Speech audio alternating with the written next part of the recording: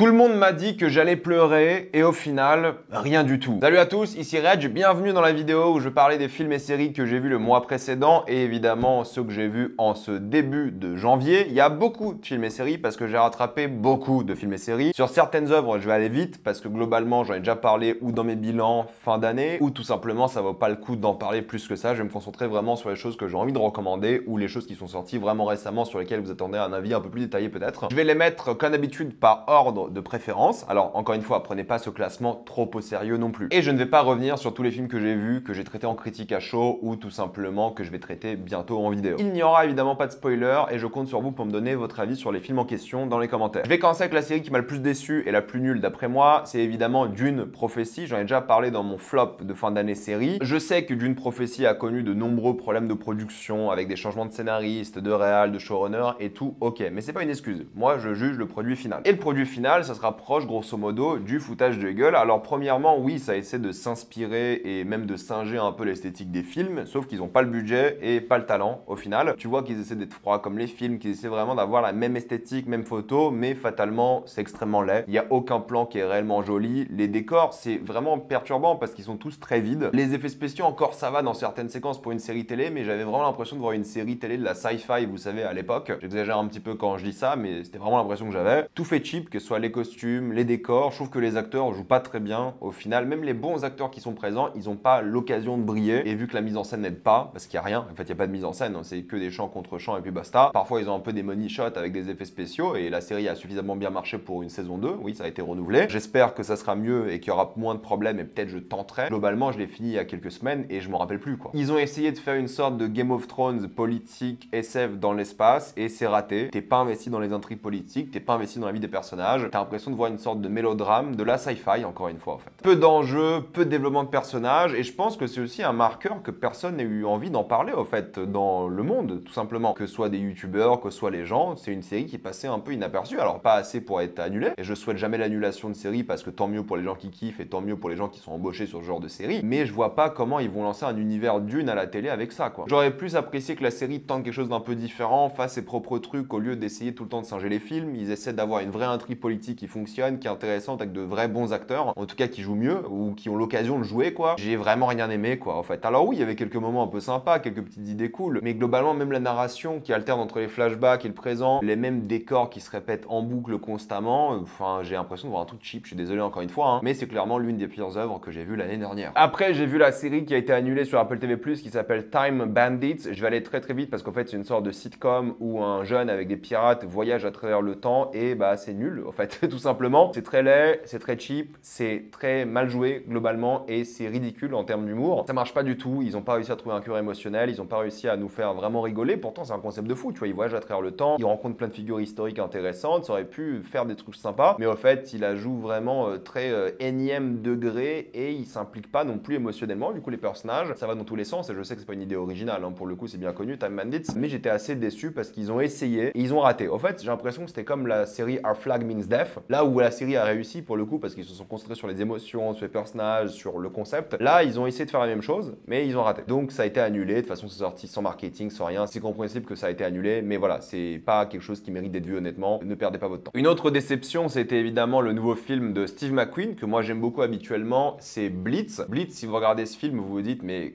comment ça Hans Zimmer a fait la musique parce que t'entends pas la musique. Alors en plus le film est basé sur la musique. Pour ceux qui savent pas, c'est évidemment un film sur le Blitz qui a eu lieu contre le Royaume-Uni et comment les gens ont survécu sous les attaques et les bombes allemandes. Et ça prend évidemment le parti pris personne noire et musical qui en soi est un parti pris intéressant. Mais en fait ce qui me dérange c'est que le film tente vraiment beaucoup, j'ai l'impression, d'être un film à Oscar. Tu vois, il a vraiment cette ambition d'avoir des grands plans en slow motion sur des cendres avec un petit enfant qui regarde des bombes. Il y a un côté pas prétentieux parce que moi je m'en fous de ça où il tente d'avoir des visuels plutôt que de la substance parce que j'ai vraiment détesté les personnages, je me suis vraiment pas du tout attaché à eux. Je trouve pas que les acteurs sont mauvais, au contraire je trouve qu'ils jouent plutôt bien. Je trouve que Steve McQueen a plutôt quelques idées sympathiques au final sur le mélange de guerre, musique, couleur de peau, mais c'est le pire film que j'ai vu de lui quoi. Je me suis vraiment ennuyé tout le long, je trouve que ça arrivait pas à se renouveler, je trouve que la manière dont le film est coupé en deux parties assez distinctes ne marche pas au final. Le film essaie de faire trop de choses à la fois, n'arrive pas à trouver son point d'ancrage, son focus sur quelque chose de pertinent, fort, et vu qu'il est pas pas sorti en salle, alors je vous jure, j'étais en train de m'endormir sur mon canapé parce que j'en pouvais plus. Pourtant, je suis quelqu'un de focus chez moi. Alors là, c'était vraiment dur à regarder pour le coup, et j'étais dans le mood pour regarder ça. Je vais pas me rappeler d'un plan, d'une performance d'acting, d'un moment. Non, c'est un film déjà vu, déjà oublié. C'était assez difficile à regarder les 2 heures pour le coup. Je dirais pas que c'est extrêmement vide non plus, parce que tu vois, il y a des tentatives de trucs et tout, mais vu le réal, vu ce qu'il a fait auparavant et vu ce qu'il nous sort ici, comment ne pas être déçu? Je suis désolé, mais ça fait vraiment un petit peu branlette oscarisable qui va rien ramener du tout parce que tout le monde considère le film comme un peu nul. Et c'est compréhensible. Une autre sitcom, cette fois-ci du côté de Max, c'est The Franchise qui a aussi été annulé d'ailleurs. C'est compréhensible, c'est l'histoire de la production d'un blockbuster type Marvel, DC ou autre. Et c'est à chaque fois des épisodes de petites galères, de trucs complètement fous qui arrivent jamais sur d'autres productions. Apparemment, c'est des vraies histoires qu'ont connu les acteurs, scénaristes, réalisateurs, qu'ils ont adapté ici. Et moi, j'avais un peu de hype parce qu'on m'a dit que c'est la série sur laquelle Sam Mendes a un peu travaillé. Et au final, même si je trouve que les acteurs s'en sortent plutôt bien, même si je trouve qu'il y a des situations un peu loufoques, ça manque d'énergie. C'est peut-être un peu trop satirique au point qu'ils se concentrent vraiment sur la satire et sur les dingueries qui se passent plutôt que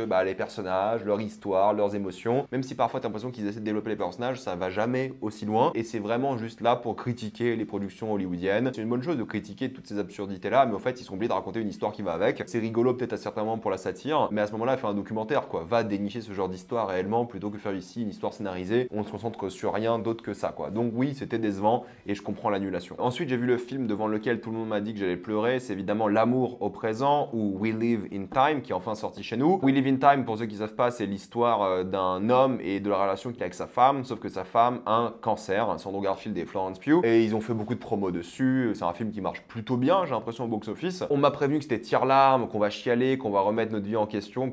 Rien du tout, Franchement, j'ai trouvé ça long, j'ai trouvé ça pénible, j'ai trouvé ça très peu émouvant au final. Alors oui, c'est forcé, mais ça marche même pas. Ça marche pas pour plusieurs raisons. Premièrement, ils ont une narration décousue. En fait, ils racontent l'histoire de la rencontre de ce couple, en même temps qu'ils racontent l'histoire de comment ils gèrent le cancer ensemble, comment ils gèrent la présence de leur fille et des choses comme ça. Donc ils mélangent tout et ils sont censés donner une sorte de force émotionnelle et narrative via ce scénario qui est raconté de différentes manières d'un point de vue temporel. Et je trouve que ça gâche toute émotion, tout suspense, toute intensité, ça gâche tout en fait. Cette narration décousue, pour moi, elle a gâché toute intensité qu'aurait pu avoir l'œuvre. C'est très plan-plan, pas vraiment d'idée de mise en scène, et même les acteurs, je veux dire, Andrew Garfield, il tire la gueule tout le long du film, c'est son personnage, et il a aucune scène où il peut briller. Par contre, Florence Pugh, elle, pour le coup, elle peut briller. Elle a quelques séquences qui sont vachement bien, et c'est une actrice formidable. Mais c'est du gâchis des talents de ces acteurs, c'est du gâchis de ce scénario qui va dans tous les sens et qui se concentre jamais sur ce couple, sur l'émotion. Et vu qu'il n'y a pas de mise en scène, il n'y a aucun plan duquel on va se rappeler au final. Je suis vraiment bon client concernant les trucs tire-larmes, j'aime bien pleurer, me laisser emporter par un truc. Je vous avais dit l'année dernière, je m'étais laissé emporter par One Life comme pas possible. Mais là, c'est la même histoire que vous avez vu vraiment 1 milliard de fois sans rien de nouveau, quoi. Il n'y a même pas une tentative de raconter un truc un peu différemment, original. Alors oui, si vous aimez les films de romance que vous avez déjà vu 1 milliard de fois, qui sont faciles à regarder, parce qu'en vrai, c'est même pas si déprimant que ça, ou vraiment triste, je trouve. En tout cas, pour moi, c'est raté. Et en termes de thématique, je veux dire, ça a été vu 1 milliard de fois aussi, ça raconte rien de plus ou rien de nouveau. C'est aussi vite vu, aussi vite oublié, et donc je ne peux pas vraiment le recommander. C'est ni mémorable, ni touchant d'après moi. Ensuite, j'ai vu le film Sonic 3, que je n'ai pas pu critiquer au final, parce qu'il y avait que des séances VF dans mon cinéma, et la seule séance VO qu'il y avait, c'était genre à 21h, et le lendemain, j'avais Squid Game, et je devais regarder tout Squid Game, faire la critique, parce que le lendemain d'après, encore, j'étais en vacances, et j'avais pas le temps de faire les deux. S'il y avait Sonic qui sortait le mercredi matin, je serais allé en VO, mais là, je suis allé le voir en VO, quelques semaines plus tard, et bah, c'est pas ouf, Honnêtement, Sonic 1 était pas terrible, Sonic 2 était bien plus sympa, bien plus touchant, bien plus réussi, et là, le troisième, bah, c'est moins bien que le 2, je trouve, clairement. Alors, il y a des trucs qui sauvent un peu le délire, avec évidemment Keanu Reeves qui joue Shadow, qui est génial. Toutes les séquences avec Shadow sont cool, mais c'est clairement pas lui le vrai antagoniste du film, c'est encore Dr. Robotnik. Même si les séquences avec Shadow sont bien et il gère, il y a une bonne alchimie avec Sonic et des choses comme ça, bah ouais, c'est pas le film, encore une fois. Le film, c'est Dr. Robotnik et donc son double. Et encore, moi j'aime bien Jim Carrey, je kiffe qu'il se fasse kiffer avec ce genre de film. Il était insupportable dans les 2 premiers films et ça allait, mais là ils sont 2. Et à partir d'un moment, ok, il se fait kiffer, mais après la séquence de danse, d'après moi, sans trop révéler, j'en pouvais plus. Le Dr. Robotnik, j'étais en surdose totale, c'était vraiment impossible à regarder. Il était extrêmement chiant, j'en pouvais plus. C'était imbitable, ça ne s'arrêtait jamais, le film est trop long. Alors je vous dis, le film, il y a 20 minutes de plus que nécessaire, ça va dans tous les sens. Ils auraient dû avoir Robotnik en personnage secondaire, Shadow en méchant antagoniste, raconter un truc, mais Shadow il est passif quasiment tout le film. Pourtant les séquences avec lui sont vachement bien, touchantes et drôles et plutôt bien filmées. Il y a des séquences qui sont cool. Alors oui, la majorité du film ressemble à un téléfilm éclairé comme une plateforme de streaming avec des lumières en studio, t'as l'impression qu'ils sont jamais allés dehors. Ça se voit que c'est plutôt moche quoi, mais pour un film pour enfants, qui est un petit peu drôle, mais qui manque d'après moi d'émotion, sauf concernant un petit peu Shadow. C'est dommage parce qu'ils ont traîné un truc en longueur qui méritait pas duré 2 heures ou un peu moins, il dure pas 2 heures. 1h30, ça aurait été nickel, plié, focus sur l'émotion, focus sur le duel, l'antagoniste, le miroir, Sonic, Shadow, ça aurait été nickel. J'aime bien quelques moments aussi de second degré assumés, la comédie plutôt réussie à certains moments aussi. Encore une fois, c'est pour les enfants et c'est laid et les enfants s'en fichent quand c'est laid. Mais c'est pas une excuse, je pense que les enfants méritent de regarder des choses qui sont jolies aussi. Le deuxième était bien plus réussi visuellement, dans l'émotion, dans les personnages, dans leur développement. Knuckles était un bien meilleur antagoniste que Shadow ici. Parce que c'était son film à Knuckles. Là, pour le coup, Shadow, c'est pas vraiment son film. Donc oui, vous allez vous rappeler des séquences avec Shadow, mais à côté, il y a encore 1h20 de film, quoi. Ça fait le taf, mais c'est vraiment moyen. Vous allez pas forcément vous en rappeler, mis à part ces séquences, et c'est au final un petit peu décevant. J'espère que lorsqu'ils feront un truc un peu spin-off sur Shadow, que ce soit une série ou un film, je pense que ce sera surtout film, parce que Shadow, ça rapporte, qu'ils vont vraiment se concentrer sur son histoire, qui peut être cool. Parce que oui, il y a 2 scènes post-génériques, hein, vous en doutez bien. Clairement un peu déçu, alors que j'ai pas vraiment d'attente non plus. Je vais aller vite sur celui-ci, parce que j'en ai parlé dans ma vidéo concernant Nosferatu, mais j'ai vu, du coup, tous les films Nosferatu, et je vais commencer avec L'ombre d'un vampire. L'ombre d'un vampire, pour ceux qui savent pas, c'est le film qui raconte le tournage du film original, où c'est Willem Dafoe qui joue Max Schreck, où c'est Malkovich qui joue Murnau, et c'est un film, du coup, qui donne cette impression qu'en fait, il y a un vrai vampire sur plateau, que Max Schreck, il est vraiment en mode école russe, méthode acting, et que peut-être c'est un vrai vampire. Du coup, c'est un film qui mélange à la fois film d'horreur, entre guillemets, film sur tournage d'un film, un truc un peu mystique, fantastique, qui est une approche que j'aime bien. J'aime bien l'idée de se dire que le tournage de ce film était hanté, qu'il était compliqué, qu'il était galère, et qu'ils essaient de gérer tout ça, mais globalement, bah, c'est un peu plan-plan aussi, quoi. Même si j'aime bien les quelques idées, je trouve que les gens s'amusent, et Willem Dafoe en Max Schreck, il est génial, mais je trouve qu'il est trop académique. T'as l'impression vraiment qu'aussi c'est un genre de film qui voulait m'emmener aux récompenses et des choses comme ça. C'est pas un mauvais film, encore une fois, hein. Mais il est assez maladroit dans les séquences, surtout bah, quand ça concerne pas Willem Dafoe, c'est beaucoup moins intéressant. Toute la partie mystique, film où il change un peu la réalité du film est cool. Toute la partie vraiment tournage de film basique qu'on a vu 1000 fois,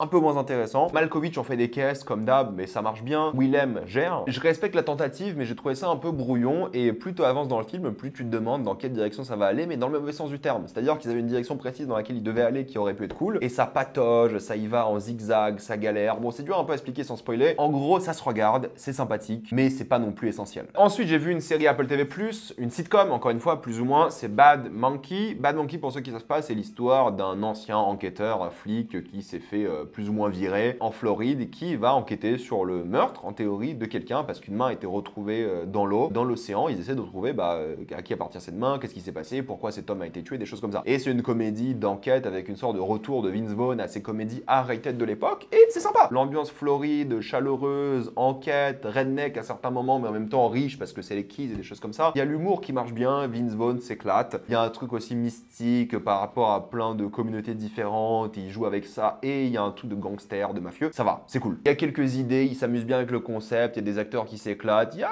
aussi un peu de mise en scène qui est pas mal à certains moments. Je dirais pas que c'est du grand art, mais en tant que sitcom, que tu mets de temps en temps avec un côté un peu dramatique, c'est cool. Il y a l'évolution de personnages, oui, ça a déjà été vu 20 fois avant, pas de souci, mais c'est efficace. C'est le côté vraiment enquêteur, un peu loser, qui essaie de draguer la meuf, qui en même temps essaie d'enquêter, qui devrait pas parce que la police est assez trousse, bref, c'est sympa. C'est grotesque, mais au moins il y a une vraie identité qui se dégage de l'œuvre et c'est plutôt cool pour ça. Pas essentiel non plus, mais sympathique. Ensuite, on peut reparler rapidement de Shrinking, qui est toujours aussi sympa. Vous savez, Shrinking, c'est la sitcom de Jason Segel avec Harrison Ford, de thérapie. La série Feel Good, où ils essaient de parler de leurs émotions, de leurs problèmes, et évidemment, ça concerne leur famille, ça concerne leurs amis, leurs amours et tout. Cette fois-ci, c'est toujours un peu la même chose que la première saison, mais ils ont ajouté une intrigue intéressante sur, du coup, la personne qui a tué la mère dans la première saison. C'est le concept de la série, hein. C'est pas un spoil, c'est un accident de voiture, c'est un mec bourré qui les a tués, et ce mec-là est dans la série. Et cette saison 2, a rajouté un peu de nouveauté avec lui. Ça continue de parler de la maladie de Parkinson d'Harrison Ford, enfin de son personnage, Jason Segel qui galère à élever sa fille, des choses comme ça, l'amitié, enfin bref, tous ces amis-là, tous ces gens-là ont leurs petites histoires. C'est une sitcom sympathique en 12 épisodes, je crois qu'il y en a plus que la saison 1 d'ailleurs, je crois que c'était 10 avant. C'est cool, ça se regarde bien, c'est divertissant, c'est pas la sitcom du siècle, mais je pense que si vous aimez les séries feel good, un peu gnangnan, certes, c'est cool et mignon, donc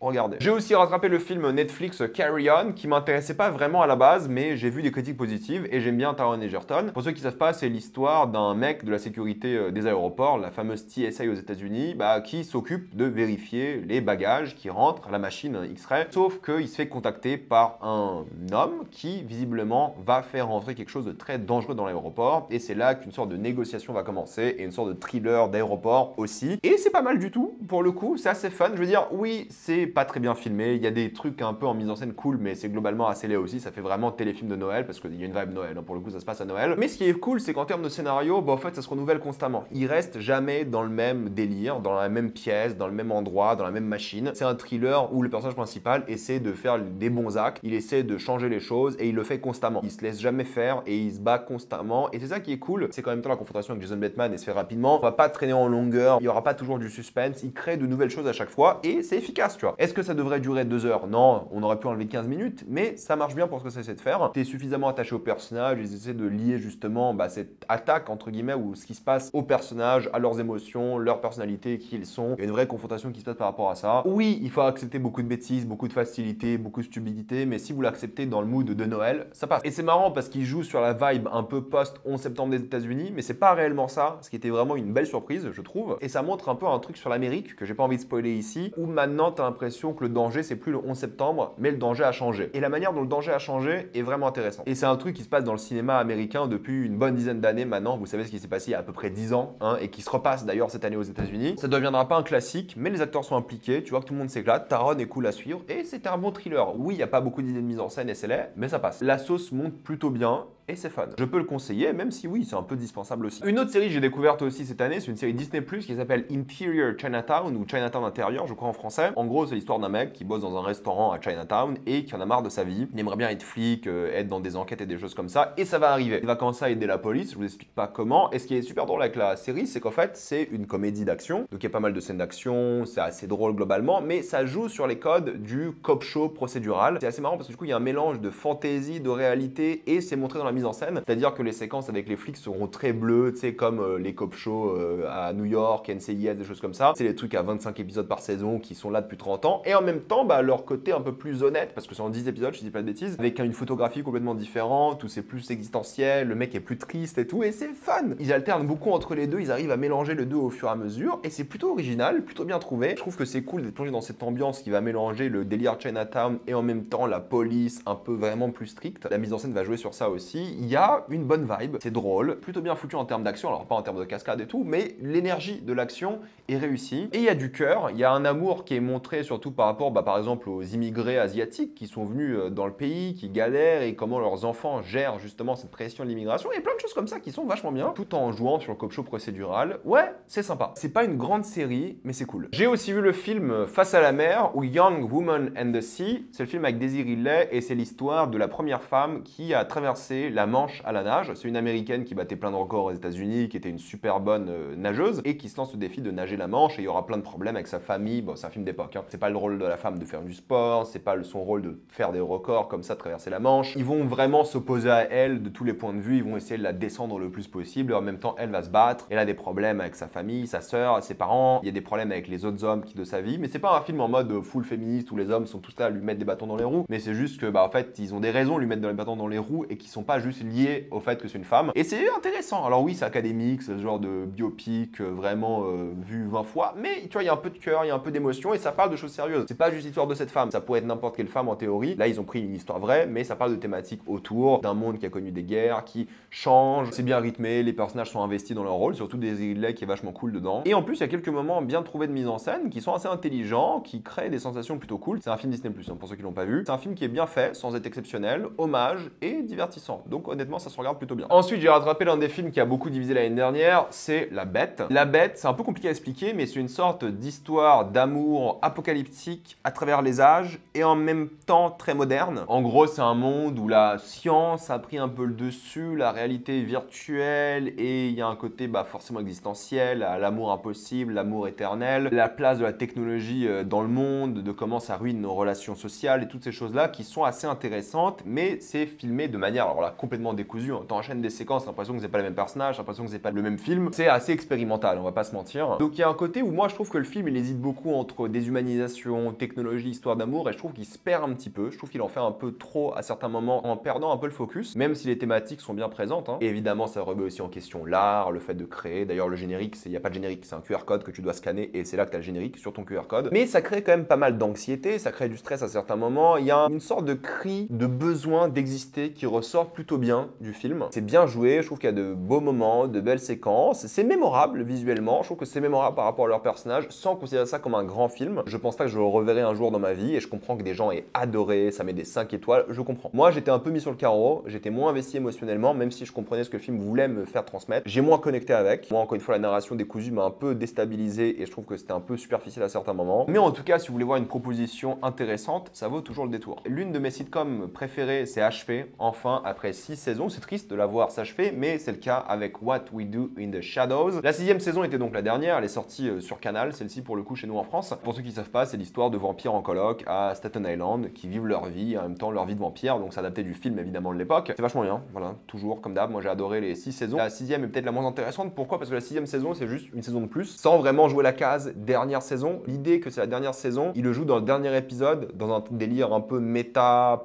pas ouf, je trouve, qui m'a moins plu, honnêtement, et je suis déçu qu'ils aient pas mis les bouchées doubles. Ils se sont pas dit, ok, c'est la dernière saison, on va tout défoncer. Ils ont fait une saison habituelle. Tu vois, pour moi, cette saison, on dirait, sauf le dernier épisode, genre la saison 3. Une saison d'aventure, sympa, cool, bien, moins originale que les autres, mais toujours cool de revoir ces personnages, ils ont des bonnes idées par rapport à leur délire, c'est toujours drôle, ils s'éclatent, mais tu vois que ça commençait à ne plus avoir trop d'idées. Donc c'est bien qu'ils aient arrêté, c'est cool, parce que je pense qu'ils arrivaient à la fin naturelle, mais je suis un peu déçu qu'ils ne se sont pas donnés à fond à préparer vraiment la fin. Je vous jure, vous avez plein l'impression que c'est la dernière saison, sauf au dernier épisode, où d'un coup ils sont en mode ah en fait il faut qu'on arrête. C'est logique par rapport à ce qu'ils ont fait, mais en tant que série c'est un peu décevant. Mais encore une fois, si vous voulez voir l'une des meilleures sitcoms de la dernière décennie et du coup de celle-ci, c'est génial, j'adore, c'est l'une de mes séries préférées tout court en fait, j'adore cette série. Si vous l'avez pas vu, foncez, même si la saison 6 est un peu moins bien pour ce que je viens d'expliquer, ça reste l'une des séries les plus originales, drôles, chouettes, avec des acteurs de fous qui s'éclatent à mort, regardez-la. Ensuite il y a 3 films que j'ai vus en décembre qui ont tous fini dans mon top de fin d'année. Il y a Bastarden, vous savez l'histoire de vengeance de Mads Mikkelsen dans ce royaume féodal du Danemark qui est mortel. Regardez ça, c'est génial. C'est le film de vengeance à voir de 2024. J'ai vu ensuite Hundreds of Beavers qui est hilarant. C'est l'un des films les plus originaux, inventifs, créatifs que vous allez voir de votre vie. C'est fait sur After Effects et en même temps, tu vois qu'il n'y a pas de budget. Je crois que c'est 100 000 balles de budget. C'est tellement drôle. C'est oui, un peu trop long, un tout petit peu, mais c'est un pur plaisir. Si vous aimez les comédies muettes, noires en mode Chaplin, Buster Keaton, si vous voulez, les slapstick comédies, mortel. Et Green Border, le film sur l'immigration des Syriens en Pologne, déprimant à mourir, mais mortel, important, génial, rien à dire, c'est un film à voir. Ces 3 films-là, j'en ai tous parlé dans ma vidéo des meilleurs films de l'année, si vous voulez plus de détails,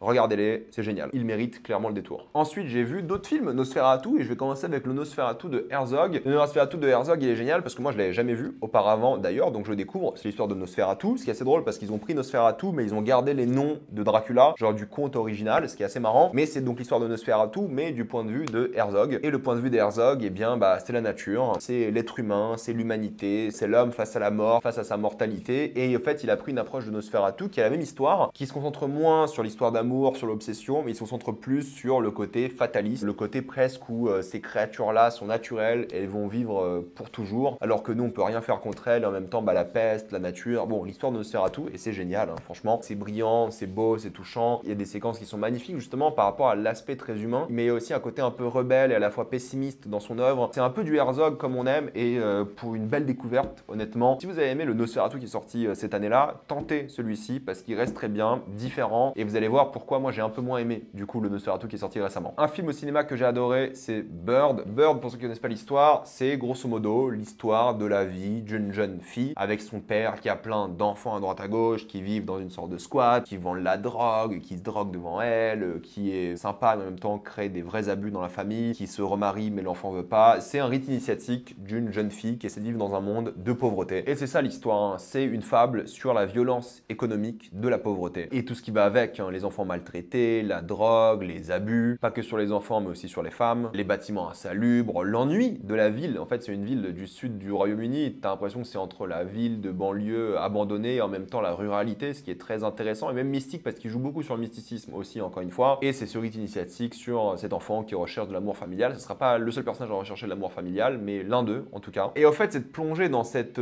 commune, t'as l'impression, est à la fois déprimante, angoissante mais belle, parce que oui, l'innocence est bafouée, mais il y a un côté touchant et très humain à tous les personnages qui peuvent être aussi très facilement détestables. Et vu que ça joue sur le rite initiatique, ce qui est intéressant, c'est que tu as l'impression que c'est filmé avec une sorte de caméscope des années 2000. Alors c'est normal parce que le film est filmé en 16 mm, ça donne cette impression avec des artefacts, avec du vignetting et des choses comme ça. Mais l'objectif du film, vu que la jeune fille va souvent filmer, va essayer de se mémorer certains moments, le but c'est les souvenirs. En fait, tu as l'impression que la réalisatrice a essayé de concocter un film via ses souvenirs, via ce qu'elle a filmé à l'époque sur son caméscope, et c'est assez touchant. C'est via ça que vit le personnage principal. Et en plus, c'est très moderne. Je veux dire, c'est un film qui se passe maintenant. Il y a des téléphones, des smartphones et tout. J'aime beaucoup, encore une fois, le mélange de côté un peu mystique, spirituel, j'ai envie de vous dire, presque à l'angoisse de ces personnages-là qui sont tous très bien interprétés, géniaux, rien à dire. Ils sont à la fois complexes, détestables, mais tu peux pas trop non plus les détester. Ils ont vraiment des qualités très humaines qui, dans cette circonstance vraiment de violence économique, auraient pu disparaître. Et même s'ils ont des énormes défauts, ils sont vraiment problématiques. C'est dur de ne pas y voir des sentiments contradictoires et de quand même beaucoup les apprécier aussi. C'est à la fois dur à regarder, mais relaxant et apaisant. Et honnêtement, c'est l'un des premiers gros films de cette année qui mérite clairement d'être vu. Ensuite, il faut parler évidemment du Nosferatu original de 1922 qui, très bien vieilli, on peut dire ce qu'on veut. Oui, c'est un film muet de 22 qui a 102 ans quand même, mais c'est mortel. Parce que, en fait, tout est évidemment que narration visuelle, il n'y a pas le choix. Et c'est glauque à mourir dans les décors, dans les personnages, dans les acteurs, dans le côté macabre et lent et la manière dont tout est reproduit et iconisé et flippant à la fois et en même temps doux et beau et c'est génial. Alors oui, il y a des trucs un peu bizarres comme les différentes couleurs qui peuvent un peu vous sembler étranges. Vu que c'est en noir et blanc, c'est surtout par rapport au fait que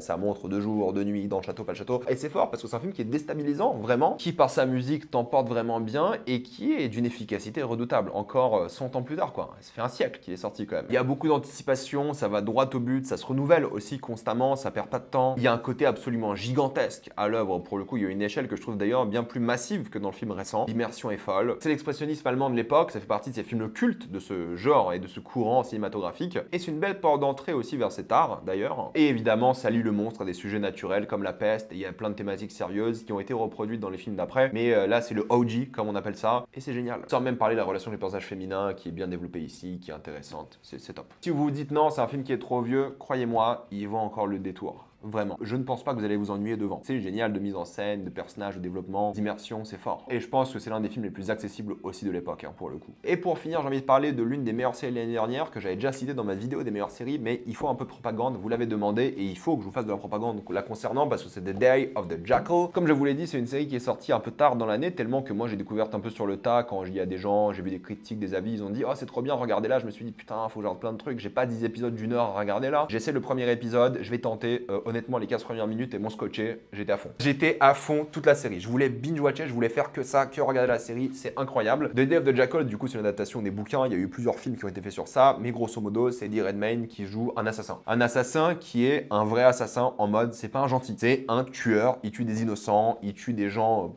évidemment, pour lesquels les gens ont payé, des politiques, des riches, des choses comme ça. Le mec tue tout le monde du moment qu'il s'en sort. Il n'a peur de rien, pour le coup, et c'est un véritable connard. Vraiment, c'est un monstre, ce mec, mais encore une fois, ce qui est bien, c'est qu'il a une famille, il a un enfant, il a une femme, et du coup, il s'attache à cette femme, et toi, t'as envie que cette femme et lui soient heureux. Et c'est vachement bien, pour le coup, parce que c'est un personnage qui est normalement l'antagoniste. Tu devrais être du côté de la police, tu devrais être du côté du fait de vouloir sauver ces gens, mais t'as envie que ce criminel y arrive. Parce que du coup, narrativement, c'est le personnage principal. C'est un anti-héros, si vous voulez. Mais c'est pas du tout un héros. C'est un malade mental. C'est un fou furieux, quoi. Et au fait, c'est ça qui est drôle, c'est que ça prend un peu le côté James Bond, parce que le générique, on dirait un James Bond. Il y a des gadgets, il a un mec en mode Q qui va l'aider, il a quelqu'un comme M et des choses comme ça, mais c'est un psychopathe, quoi. Et c'est ça qui est trop bien. C'est un psychopathe avec une famille qui doit et qui aime tuer des gens et qui essaie de s'en sortir. Et toi, tu le vois organiser ses crimes, tu le vois échapper à la police, tu le vois préparer tout ça, c'est génial. Déjà, narrativement, scénaristiquement, c'est extrêmement prenant de A à Z. Les 1 heure, à chaque fois, elle passe à une vitesse folle. Il y a son intrigue avec lui, de l'autre côté, tu vas suivre une flic du MI6. Et les deux intrigues sont géniales parce qu'ils ont tous les deux leurs problèmes, tu vas suivre un peu la famille. Juste pour ça, c'est prenant. Et d'ailleurs, si vous aimez les jeux genre Hitman, c'est ça, le mec se déguise et des trucs comme ça, c'est génial. Mais en termes de mise en scène, la différence entre le film et les séries, c'est pas que tu la vois plus, mais là, c'est choquant, quoi. Mise en scène de malade mental, des séquences d'action absolument folles, une photographie léchée, magnifique, t'as l'impression que c'est un film de cinéma, quoi. T'as des séquences qui sont tellement bien shootées, les acteurs sont tellement bons, tous. Redmayne, dinguerie. Je savais que c'était un bon acteur, mais je me suis dit, j'en ai rien à foutre de voir Eddie Redmayne dans un rôle d'action comme ça, je m'en fous. C'est un énième rôle d'action streaming, je m'en fous.